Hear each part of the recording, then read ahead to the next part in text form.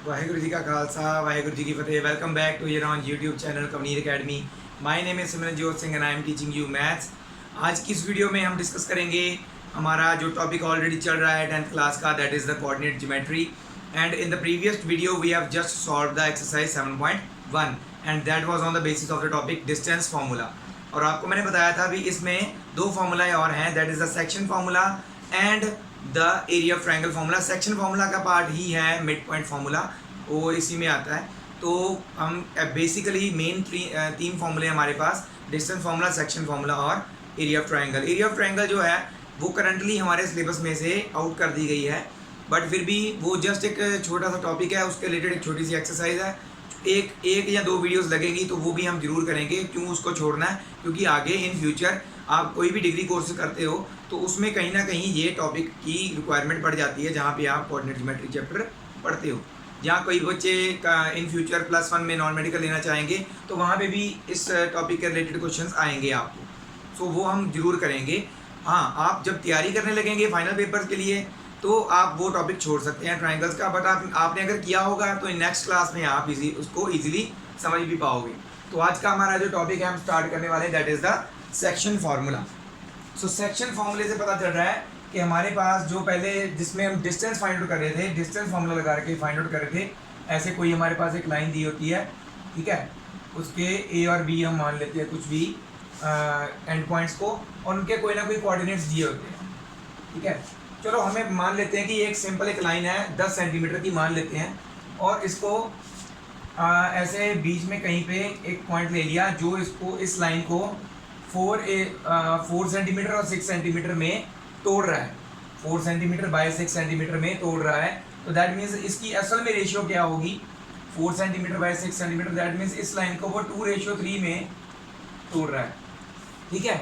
इसी तरह से रेशियोज बनती हैं जब हमें कोऑर्डिनेट्स गिवन होते हैं, जैसे इसका कोऑर्डिनेट x1 y1 और इसके कोऑर्डिनेट्स x2 y2 होते हैं।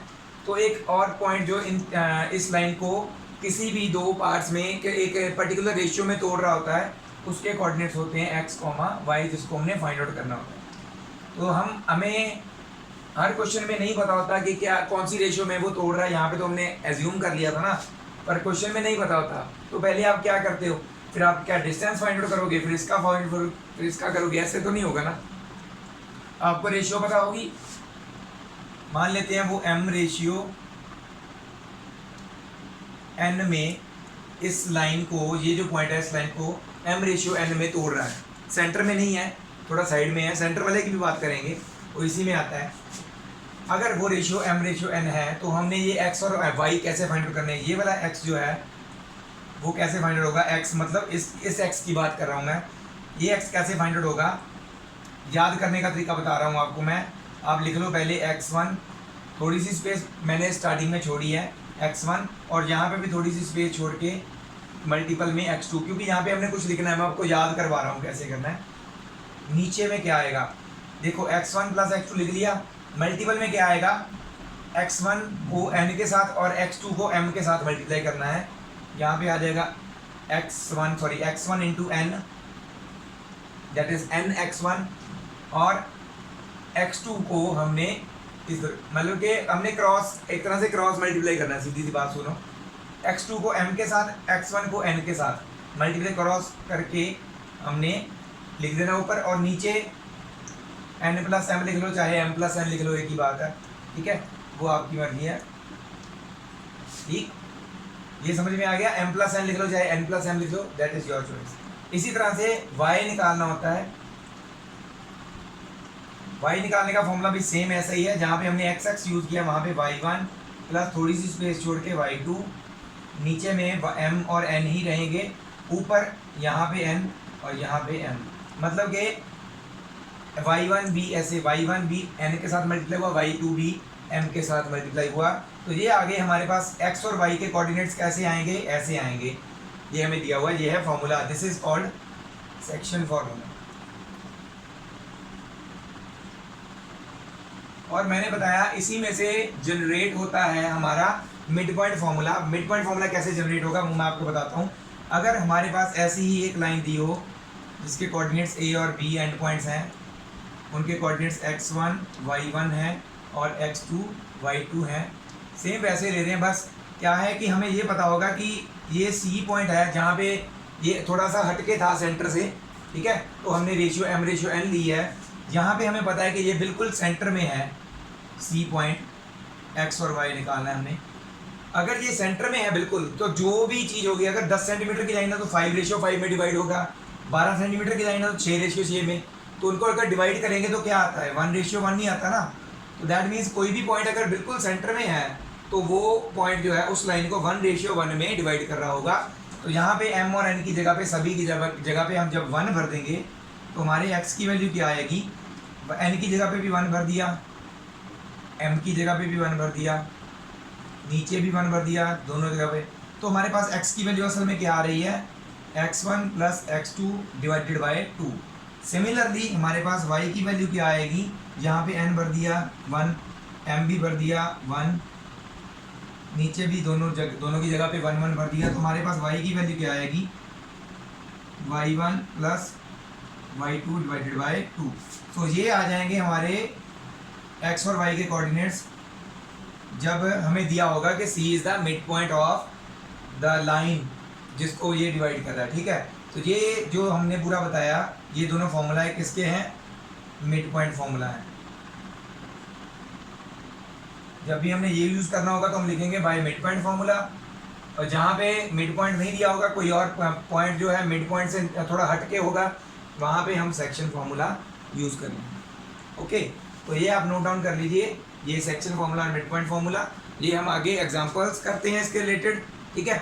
और नेक्स्ट वीडियो से हम कोशिश करेंगे जो पूरी एक्सरसाइज है 7.2 वो भी सॉल्व करेंगे, पूरी की पूरी सॉल्व करने की कोशिश करेंगे। फिलहाल के लिए आप इसे नोट डाउन कर लीजिए। चलो उसके बाद हम करते हैं बात एग्जाम्पल 6 की, जो कि हमारे इसी टॉपिक के रिलेटेड है।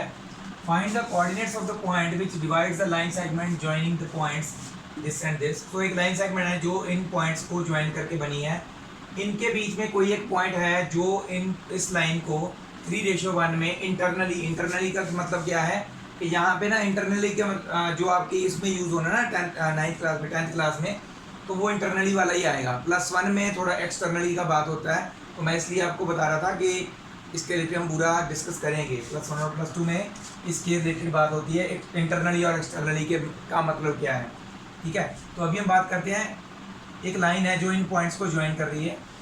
तो एक लाइन बना लो, A लिख लो 4, -3 को, और B लिख लो 8, 5 को। हमने इनके बीच में कहीं पे एक पॉइंट है, यहाँ पे C मान लो, जिसके कोऑर्डिनेट्स x और y हैं, ठीक है। हमने ये फाइंड आउट करना है कि ये पॉइंट कहाँ पे है जो इस लाइन को 3/1 में डिवाइड कर रहा है इंटरनली। ओके, तो सीधा सीधा पता चल रहा है using section formula, by using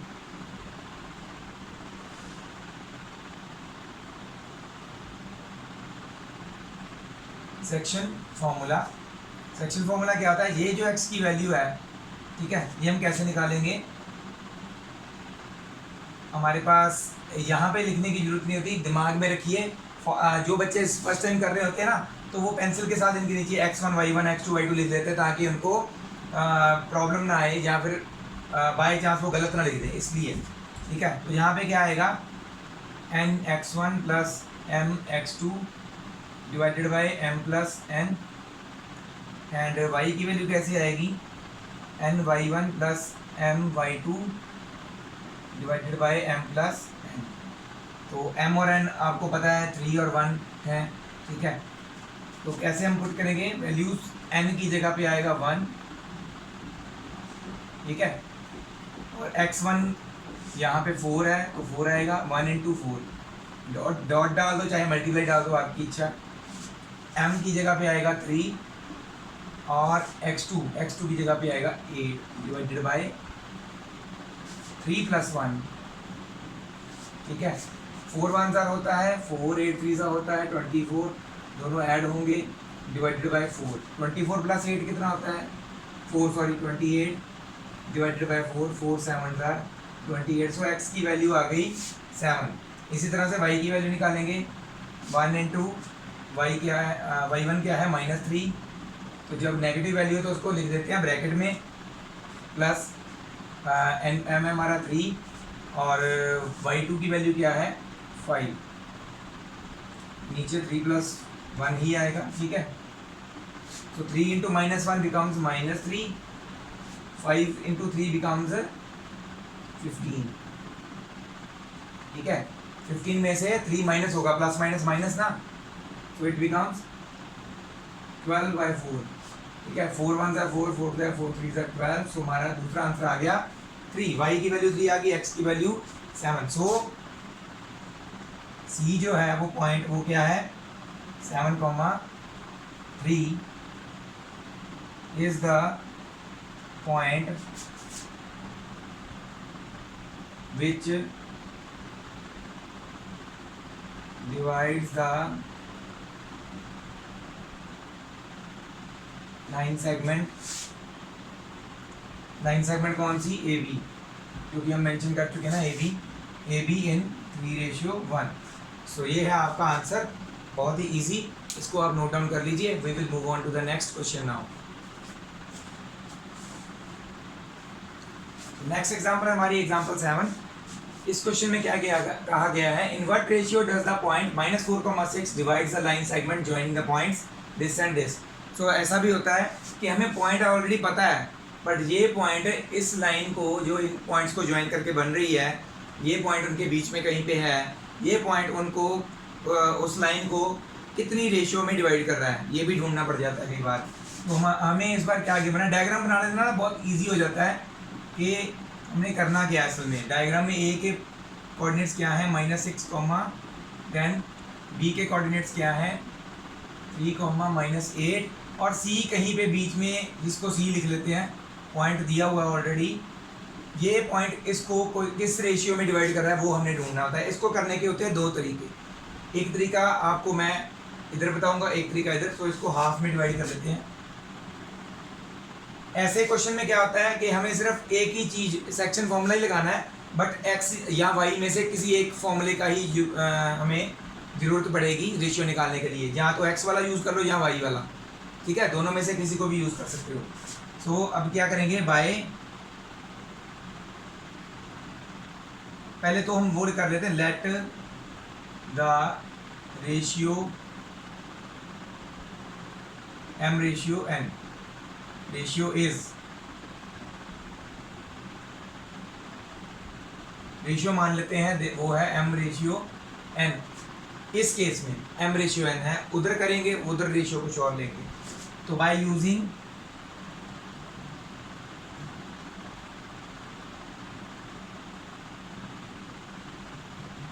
section formula, तो मैंने बोला था एक ही, क्योंकि हमारे पास x और y दोनों की वैल्यूज़ हैं, तो कोई एक उठा लो, x वैल्यू उठा लेते हैं। चलो, x is equals to n x1 plus m x2 divided by m plus n। तो हमारे पास तो यहाँ पे m और n की वैल्यू है नहीं, तो यहाँ पे m और n की वैल्यू को छोड़ के बाकी सब पुट करेंगे। x की वैल्यू क्या है ऑलरेडी पता है हमें, दैट इज़ -4, n पता नहीं है, x1 कितना है -6, और m की वैल्यू पता नहीं है, x2 कितना है 3 अपॉन m प्लस n। तो ये पूरी की पूरी टर्म जो है डिवाइड में है, उधर जाके हो जाएगी मल्टीपल में, तो इधर आ जाएगा -4 m plus n is equals to n into -6 becomes -6n, m into 3 becomes 3m, और ये वाला वही मल्टीप्लाई कर देंगे अंदर, तो ये क्या बन जाएगा -4m माइनस माइनस है ना बाहर में, तो अंदर दोनों साइन चेंज हो गए, -4n -6n प्लस 3m, ठीक है। n वाली टर्म को इधर ले आओ, उसको m वाली टर्म को उधर ले जाओ। n वाली टर्म जो है नेगेटिव है, इधर आके हो जाएगी पॉजिटिव, m वाली m की जगह पे लिख देंगे इसको, क्योंकि हम ये वाली n वाली टर्म तो छेड़नी नहीं है, हम ये वाली m वाली टर्म है, मतलब कि n वाली टर्म्स एक तरफ कर रहे हैं, m वाली टर्म्स एक तरफ कर रहे हैं, तो ये वाली नेगेटिव उधर जाके पॉजिटिव हो जाएगी। 3m तो ऑलरेडी इधर पॉजिटिव है और 4m इधर आके पॉजिटिव हो गया। तो देखो इनको माइनस करते हो तो आप अपने पास आता है 2n, इन दोनों को माइनस प्लस करते हो तो आएगा अपने पास 7m। हमें चाहिए m रेशियो n, m ऊपर n नीचे, तो m इधर ऊपर है, n इधर, इसको मल्टीपल में है तो इधर डिवाइड में आ जाएगा, इधर 2 ही बच जाएगा, 7m/n, और 7 मल्टीपल में है ये इधर आ जाएगा, 2/7 इज इक्वल टू m/n। तो हमारे पास रेशियो कितनी आ गई, so m ratio n is equal to 2/7। तो रेशियो हमारे पास यहाँ से आ गई। अगर दूसरा तरीका क्या है, हम लेट कर लें, m रेशियो n नहीं लेट करते, हम लेट करते हैं k रेशियो 1, रेशियो हम लेट कर लेते हैं k ratio 1, let the ratio is k ratio 1, ठीक है। तो वही चीज़ x वाला ही फॉर्मूला उठा लो, n(x1) लिख लेना यहाँ पे बाइसेक्शन फॉर्मूला, वो वाली लाइन दोबारा लिख लेना, ठीक है। जो बच्चे ये वाला लिखेंगे तो इसके लिए बाइसेक्शन फॉर्मूला लिख देना, ये वाला लिखेंगे इसके लिए, दोनों में से कुछ भी नोट कर सकते हो आप। x की वैल्यू -4, n क्या है हमारा, अब 1 है, 1 इंटू x1 क्या है -6, m क्या है हमारा k डॉट डाला, डॉट का मतलब मल्टीपल होता है, x2 क्या है हमारा 3, नीचे k+1, तो इधर आ जाएगा ये -4 इंटू k+1, क्योंकि ये नीचे में डिवाइड में था तो इधर सारा मल्टीपल में आ गया, 6 into -1 sorry 1 into -6 plus 3k, okay, -4k plus 1 is equal to -6 plus 3k। K वाली टर्म्स एक तरफ कर दें, माइनस वाला उधर आके पॉजिटिव हो जाएगा, 6 वाली टर्म इधर ले आते हैं, ठीक है, नेगेटिव इधर आके पॉजिटिव हो जाएगी, 6 + 1 इज इक्वल टू 4k उधर चला जाएगा, 3k तो ऑलरेडी पॉजिटिव था, तो इट बिकम्स 7, एक मिनट, 3k पॉजिटिव था, कुछ गड़बड़ हुई है, ओह सॉरी -4 था ना, तो यहाँ पे माइनस आया, मैंने ये मैं सोच रहा था कुछ गलती हुई है, तो 6k उधर पॉजिटिव था, इधर आके हो जाएगा नेगेटिव, -4k उधर पॉजिटिव था, उधर जाके हो जाएगा, यहाँ पे -4 आएगा, हाँ 6 - 4 बिकम्स 2, और ये बन जाता है 7k, k की वैल्यू निकालनी है, 2 इधर 7 मल्टीपल में 2 के डिवाइड में आ जाएगा, तो k की वैल्यू क्या आ गई 2/7। तो एक्चुअल में ये जो यहाँ पे k की वैल्यू है ना, वही आपकी रेशियो होती है, क्योंकि दूसरी तरफ तो 1 लिया हुआ है, ठीक है। सो आपकी देयरफॉर k रेशियो 1 है ना, k/1 इज इक्वल टू 2/7 हो जाएगा एक तरह से, या फिर हम लिख सकते हैं, सो द रेशियो इज 2/7, ठीक है। तो ऐसे आप दोनों में से कोई भी एक तरीका कर सकते हो। वैसे के वाला जो है ना ज़्यादा इजी होता है, जल्दी निकल आती है। यहाँ पे बच्चे गलती कर देते हैं, 7 ऊपर लिख देते हैं, 2 नीचे लिख देते हैं, क्रॉस करते वक्त ना गलती कर देते हैं, मोस्टली बच्चे करते हैं। यहाँ पे गलती के चांसेस थोड़े कम हैं, तो जो भी आपको इजी लगे वो आप नोट कर लीजिए। हम नेक्स्ट एग्जाम्पल करेंगे। अब नेक्स्ट एग्जाम्पल हमारी 8 एग्जाम्पल है, बहुत ही इंटरेस्टिंग सा क्वेश्चन है, क्योंकि ये पेपर में आया भी बहुत बार है, हो सकता है दोबारा फिर से आ जाए। है बिल्कुल सिंपल क्वेश्चन, बट कई बार बच्चे जो हैं इसमें कंफ्यूज हो जाते हैं करना क्या है असल में। तो इसको करने से पहले थोड़ा मैं आपको समझाता हूँ असल में इसमें बोला क्या गया है। Find the coordinates of the points of try section. तो ट्राई सेक्शन का मतलब क्या है, किसी भी लाइन को 3 इक्वल पार्ट्स में तोड़ना। बाइसेक्ट करना मतलब क्या होता है, बाइसेक्शन 2 इक्वल पार्ट्स में। तो ट्राई सेक्शन क्या हुआ, 3 इक्वल पार्ट्स में। तो हमारे पास यहाँ पे कोई भी एक लाइन है ए बी, उसको 3 इक्वल पार्ट्स में तोड़ना मतलब कि अगर सपोज करो ये 9 सेंटीमीटर की लाइन होती तो हम क्या करते, 3 सेंटीमीटर और 3 सेंटीमीटर के 3 पार्ट्स बनाते, ठीक है। अगर इसकी रेशियो निकाली जाए 3:3:3, तो इनको कटिंग होके 1:1:1 ही रहेगा। तो असल में क्या है, कोई भी लाइन हो कुछ भी कितने भी सेंटीमीटर की क्यों ना हो, अगर इसको 3 इक्वल पार्ट्स में डिवाइड किया गया है तो ये जो पॉइंट्स है ना बीच वाले P और Q, ये इस लाइन को 1:1:1 में डिवाइड कर रहे होंगे। और अब ध्यान से देखो, अगर हम बात करें कि हम पॉइंट P के लिए देखना चाहते हैं कि ये इस लाइन को Q को हम भूल जाते हैं, ये इस लाइन को कितनी बाई कितने की रेशियो में डिवाइड कर रहा है। असल में पहले हमने क्या माना था, 3:3:3। अगर हम ये इसी की बात कर रहे हैं तो क्या होगा, 3:6 ना, टोटल 9 सेंटीमीटर थी, तो 3:6 असल में क्या है, 1/2। अगर ऐसे हमें ना भी पता हो तो हम कैसे बता सकते हैं, देखो इसके नीचे एक रेशियो है, उसके बाद 2 रेशियोज है ना, 1 और 1 दोनों को ऐड करके यहाँ पे लिख दो 2। तो फॉर पॉइंट P इसकी रेशियो होगी 1:2। और Q पॉइंट के लिए क्या होगी, Q पॉइंट के लिए यही रेशियो क्या होगी, अब इधर बढ़ गया ना, इधर 6 हो गया, इधर 3 सेंटीमीटर हो गया, मतलब कि डिवाइड करेंगे तो 2:1। इधर 2 रेशियोज 2 हमारे पास हैं, उसके नीचे देखो ना ऐसे, ठीक है, 2 रेशियोज इधर है, 1 रेशियो इधर है, तो for point Q the ratio is 2:1।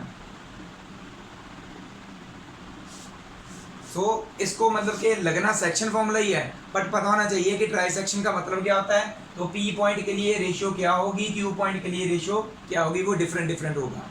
तो ये जस्ट समझाने के लिए मैंने 2 डायग्राम और बनाए हैं, असल में तो एक ही डायग्राम बहुत होता है, ठीक है। तो अभी इसको रब करने वाला हूँ मैं, अगर किसी ने नोट करना है तो कर लो, ताकि समझ आने के लिए आपको ईजी हो जाए। बहुत ही ईजी क्वेश्चन है। हमने क्या करना है, जस्ट A और B हमें ऑलरेडी दिए हुए हैं, 2,-2 और B क्या है हमारा 7,4। उन्होंने बीच वाले दोनों पॉइंट्स के कोऑर्डिनेट्स पूछे हैं। अब आप सोच रहे हो कि सेक्शन फॉर्मूला तो होता है, एक बार ही x और y निकाल सकते हैं, तो दोनों के x और y कैसे निकाल सकते हैं। एक बार आप इस डायग्राम को इधर ड्रॉ करो, सिर्फ इतना, फॉर पॉइंट P यहाँ पे लिख लो, for point P ratio is 1:2, ठीक है, रेशियो क्या होगी 1:2। तो डायग्राम उसका अलग से बना लो थोड़ा सा, A B 2,-2, P हमारा x, y है, और B क्या है -7,4, और ये 1:2 हो जाएगा। यहाँ पे लगाना है सेक्शन फॉर्मूला, इसके x और y कोऑर्डिनेट्स निकालने हैं, और दूसरी तरफ जब हमने Q निकालना होगा तो वैसे इसको निकालने के 2 तरीके हैं। हमारे पास P की वैल्यू तो आ चुकी होगी, अगर हम बाकी भूल जाएं तो देखेंगे क्या, PB का मिड पॉइंट है Q, तो मिड पॉइंट फॉर्मूले से निकाल सकते हैं। अदरवाइज Q पॉइंट के लिए आप रेशियो दूसरी लेके भी सॉल्व कर सकते हैं, ठीक है, वो भी लिख देते हैं। For point Q ratio is 2:1। Q point के लिए रेशियो क्या है 2:1। तो हम A और B वाले कोऑर्डिनेट्स ले रहे हैं यहाँ पे इसमें, ठीक है। तो इसका भी डायग्राम छोटा सा बना लो। A हमारे पास है 2,-2 और B क्या है -7,4, और यहाँ पे हमारा Q पॉइंट है, इसके ये वाले x और y लिख लो, इसके अलग फाइंड कर लो, इसके अलग फाइंड कर लो, इसका फाइंड कर देता हूँ, उसका आप कर लेना, ठीक है। तो ये देखिए बाय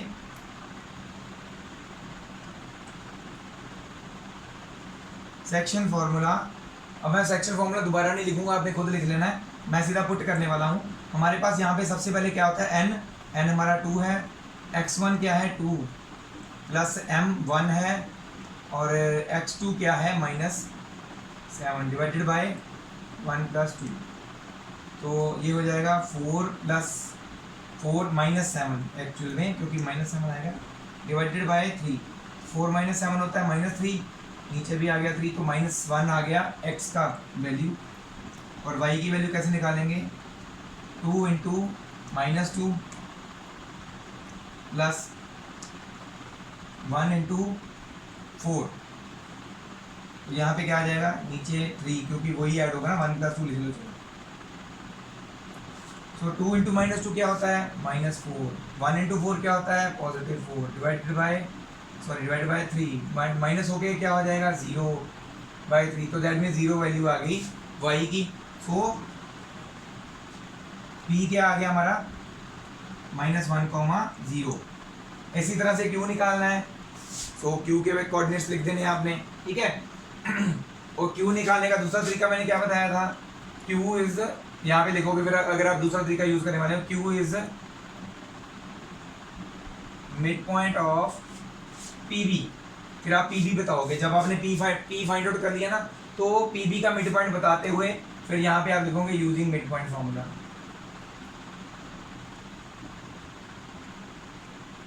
तो मिड पॉइंट फॉर्मूला भी इजीली निकल आएगा, x1 + x2 डिवाइड बाई 2 और y निकलेगा y1 + y2 डिवाइड बाई 2। तो यहाँ पे फिर हमारा ये छोड़ देना हमने, ये अब हमारा x1 और x2, x और y x1 और x2 बन जाएंगे, सॉरी x और y x1 और y1 बन जाएंगे, ठीक है, क्योंकि हमने चेंज कर दिया ना, तो हम p और b देख रहे हैं। तो p क्या है हमारा -1,0 और b क्या है -7,4। इसका मिड पॉइंट है q। अब इसके x और y फाइंड आउट कर रहे हैं, ये x1 y1 ये x2 y2 बन जाएगा, ठीक है। x1 क्या है -1 + -7 डिवाइडेड बाय 2, तो -8/2 बन गया -4। इसी तरह से y की वैल्यू निकालेंगे, 0 + 4 डिवाइड बाई 2, 4/2 दैट इज 2 आ जाएगा। तो यहाँ से आपके q के कोऑर्डिनेट्स आ जाएंगे -4,2। एक तरीके से मैंने निकाल दिया। अगर आप ऐसे निकालना चाहते हो इस तरीके से सेक्शन फॉर्मूले के बेसिस पे, तो आप ऐसे भी निकाल सकते हो, आपकी खुद की चॉइस है, ठीक है। तो ये था हमारा एग्जाम्पल 8। 2 एग्जाम्पल्स बची हैं, फटाफट से उसको कंप्लीट करके वीडियो को यहीं पे एंड करते हैं फिर, ठीक है। इसे आप नोट डाउन कर लीजिए। तो फटाफट से हमारी एग्जाम्पल 9 हम करते हैं, बहुत ही simple question. Find a ratio in which y axis divides the line segment joining the points. तो ये हमारे पास एक लाइन सेगमेंट के एंड पॉइंट्स हैं, तो वो हम पहले बना लेते हैं। 5,-6 एंड -1,4। इस लाइन को, ये जो a और b लिख लेते हैं हम। y एक्सिस का कोई एक पॉइंट है, y एक्सिस पे है कोई पॉइंट जो इसको डिवाइड कर रहा है किसी भी रेशियो में। तो पहले तो वो रेशियो फाइंड आउट करनी है, वो y एक्सिस का जो पॉइंट है इसको कौन सी रेशियो में डिवाइड कर रहा है, और वो पॉइंट कौन सा है वो भी पूछा हुआ है। अगर पॉइंट ना पूछे तो रेशियो तक हमारा खत्म हो जाता है, ठीक है। y एक्सिस पे कोई पॉइंट होता है तो वो उस ऑब्वियसली उसका x वैल्यू 0 होगा। तो हम मान लेते हैं कि अगर वो p पॉइंट है तो उसका x वैल्यू तो ऑब्वियसली 0 होगा, y की वैल्यू कुछ ना कुछ होगी क्योंकि वो y एक्सिस पे है। तो हम क्या करेंगे, let the point on y axis is, point मान लेते हैं p that is 0, y and, और रेशियो वाला मैंने बताया था k वाला जो होता है वो इजी होता है, and it divides ab into k/1। मैंने आपको बताया था k/1 थोड़ा इजी होता है, तो k/1 लिख लेते हैं इसको, इसमें डिवाइड कर रहा है। तो यूजिंग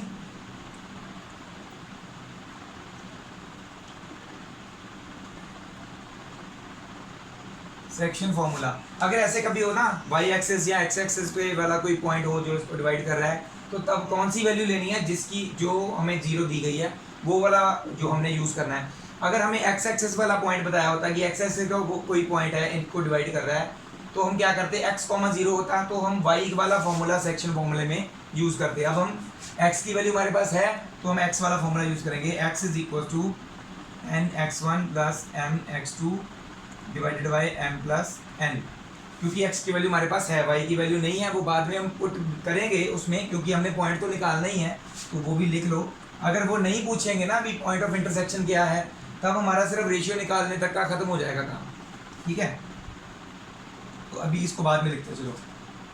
x की वैल्यू क्या है 0, n हमारा है 1, x1 क्या है 5, 1 × 5 लिख देते हैं, 1.5 लग रहा है ना ये, इंटू 5 प्लस m क्या है हमारा k इंटू x2 क्या है -1 divided by k + 1।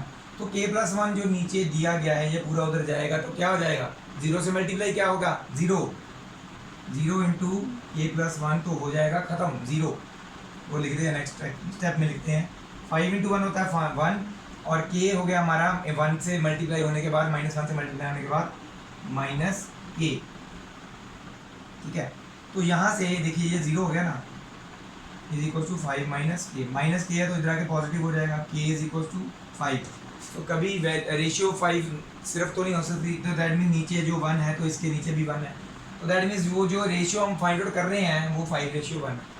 So the ratio is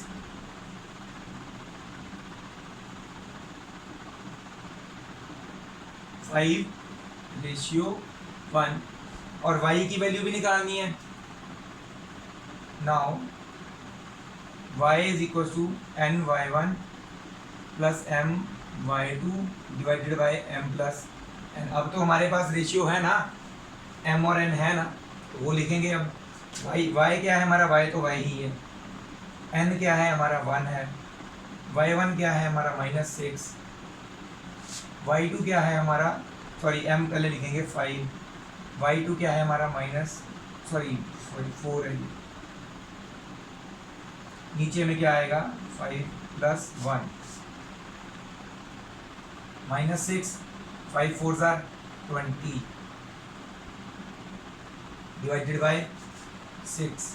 so 20 में से 6 माइनस करेंगे तो क्या बचेगा, 14/6। कटिंग कर लो, 2 7 14, 2 3 6, तो 7/3 आ रहा है हमारा पॉइंट जो है y।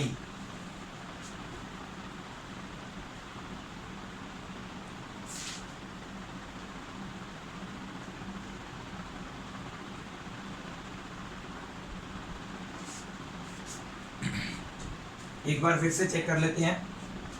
हमने n की वैल्यू 1 पुट की, y की वैल्यू -6, और m की वैल्यू 5 पुट की, y2 की वैल्यू 4। तो यहाँ पे आता है -6, नीचे 5 + 1 ही आएगा, और यहाँ पे आता है हमारा 5 × 4 5 4 20, 20 में से 6 गया तो हमारे पास आ गया 14, और नीचे तो 6 है ही, 7/3 हमारा जो आंसर है यहाँ तक। सॉरी, यहाँ पे ना थोड़ी सी मैंने -1, -4 था ना, तो यहाँ पे मैंने 4 लिख दिया था, तो ये y2 की वैल्यू जब -4 है तो यहाँ पे भी -4 ही आएगी। 5 4 था -20 बनेगा, इट बिकम्स -26/6। तो इसको कटिंग करते हैं, -13/3, ठीक है। तो जो हमारा पॉइंट ऑफ इंटरसेक्शन है, सो क्या लिखेंगे, so the point of intersection is 0, -13/3। जो हमारा P था ना वो ये है। एक ही एग्जांपल बची है, इसके बाद वो करके वीडियो को जल्दी से जल्दी ख़त्म करते हैं। ये होपफुली बहुत इजी था, आपको समझ में भी आ गया होगा। मूव ऑन करते हैं नेक्स्ट एग्जांपल पे। सो मूव ऑन करते हैं लास्ट एग्जांपल इस वीडियो की। तो ABCD ये जो 4 हमें पॉइंट्स दिए गए are the vertices of a parallelogram, ये मान के चलना है। तो टेकन इन ऑर्डर का मतलब क्या है, जैसे ये बताए गए ना A B C और D, ऐसे A B C और D इसी ऑर्डर में हमने बनानी है। A B C और D। A पॉइंट है दैट इज हमारा 6,1, B point is 8,2, C point is 9,4 and D point is, ये इसमें x की वैल्यू जो है P दी गई है, मिसिंग है, ये हमने ढूंढनी है। Are the vertices of a parallelogram taken in order, find the value of P की वैल्यू ढूंढनी है। तो यहाँ पे अपना खुद का दिमाग दौड़ाना पड़ेगा। हमें पता है कि डायगोनल्स ऑफ अ पैलोग्राम क्या होते हैं, इक्वल तो नहीं होते। क्या करते हैं डायगोनल्स, दे बाइसेक्ट ईच अदर, एक दूसरे को बाइसेक्ट करते हैं। तो दैट मीन्स BD का जो मिड पॉइंट है वो AC का भी मिड पॉइंट वही है। तो हमने ये जो मिड पॉइंट है ना, इसके कोऑर्डिनेट्स फाइंड आउट करके दूसरी लाइन में भी वही मिड पॉइंट लेके इसकी वैल्यू जो P की वैल्यू है वो फाइंड आउट कर लेनी है। कैसे करेंगे, तो सबसे पहले हम लिखेंगे सॉल्यूशन में since ABCD is a parallelogram and we know that diagonals of a parallelogram bisects each other, एक दूसरे को बाइसेक्ट करते हैं. सो O is the midpoint of AC and BD both. तो पहले हम जिसके गिवन है ना दोनों तरफ के पॉइंट वो वाली लेंगे. टेकिंग AC लेते हुए AC सिर्फ बना लो. क्या है उसका 6,1, ये हमारा A पॉइंट है, ये हमारा C पॉइंट है 9,4 और मिड पॉइंट O बना लो X, Y. ठीक है. Using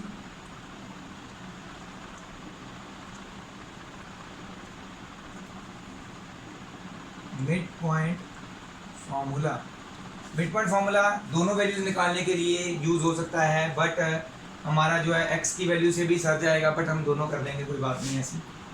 x is equal to x1 plus x2 divide by 2. x1 क्या है 6, x2 क्या है 9.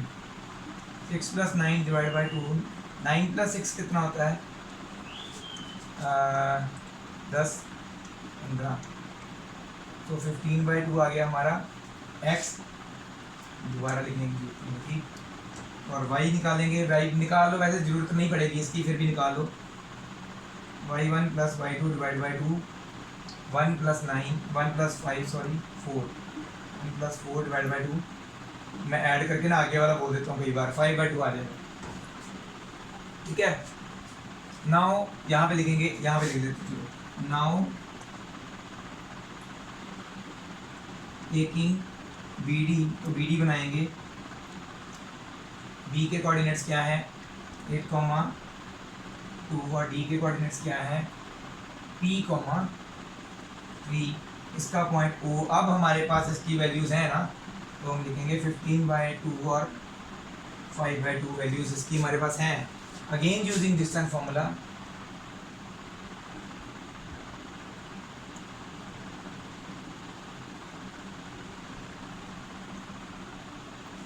ठीक है. x की value is equal to x1 plus x2 divide by 2. x की वैल्यू है हमारे पास 15/2 ऑलरेडी है. x1 क्या है 8 और x2 क्या है p. 8 plus p by 2. तो ये जो नीचे में 2 है ना, ये तो ऑब्वियसली ये 2 डिवाइड में इधर मल्टीप्लाई में आएगा. जब 2 के साथ 2 कैंसिल हो जाएगा तो नीचे पहले ही काट दो इसको. बचा के हमारे पास 15 is equal to 8 plus P. 15 8 इधर आके माइनस में हो जाएगा इज इक्वल टू पी. तो यहाँ से हमारी पी की वैल्यू आ जाएगी. जब हम 15 में से 8 माइनस करेंगे कितना आएगा. 15 में से 5 माइनस किए, फिर 3 और माइनस किए, कितना बचा हमारे पास 7. तो हमारे एक्चुअल में पी की वैल्यू आ गई है. दूसरी वैल्यू कंपेयर जस्ट एक चेक करने के लिए आप यूज़ कर सकते हैं कि हमारी सही थी कि नहीं. y1 plus y2 divide by 2. y2 हमारा 5/2 आया था, है ना. और y1 हमारा 2 है और y2 हमारा 3 है. तो दोनों तरफ 5/2 आ गया. जस्ट एक चेक करने के लिए आप लिख सकते हो, अदरवाइज इसकी ज़रूरत नहीं है. सो D जो है हमारा क्या है 7,3 आंसर. तो ऐसा क्वेश्चन आ जाता है जिसमें एक यहाँ पे तो एक ही वैल्यू मिसिंग है ना. कहीं ऐसा सेम क्वेश्चन आएगा एक्सरसाइज में, वहाँ पे 2 वैल्यूज़ मिसिंग होगी. तो अब ये आपकी दोनों हम निकालने की ज़रूरत पड़ेगी. यहाँ पे हमने एक की ज़रूरत पड़ी है ना, यहाँ पे निकालने की दूसरे की ज़रूरत नहीं थी, तो वहाँ पे दोनों की ज़रूरत पड़ेगी. सो आज की जो हमारी वीडियो है वो यहीं पे ख़त्म होती है. और थैंक यू वेरी मच मेरी वीडियो एंड तक देखने के लिए और मुझे ऐसे ही फॉलो करने के लिए. मेरी वीडियोस को जितना हो सके आगे शेयर कीजिए ताकि मैक्सिमम टू मैक्सिमम सब्सक्राइबर्स मुझ तक पहुंच सकें. और जो है मैं नॉलेज दे रहा हूं मैथ्स की या इजीनेस करवा रहा हूं, वो इजीनेस उनके पास पहुंच सके. क्योंकि maths is not difficult, just एक माइंड सेटअप है जिसको हम मैथ्स को डिफ़िकल्ट मान लेते हैं. इस असल में ये भी पंजाबी, हिंदी या किसी और लैंग्वेज सब्जेक्ट की तरह ईजी है, जैसे इसको समझना है और सॉल्व करना है। ठीक है, तो ईजी बहुत है। ऐसे ही मुझे फॉलो करते रहिए और शेयर करते रहिए मेरी videos. Thank you very much again to all the viewers. Waheguru ji का खालसा, वाहेगुरु जी की फतेह।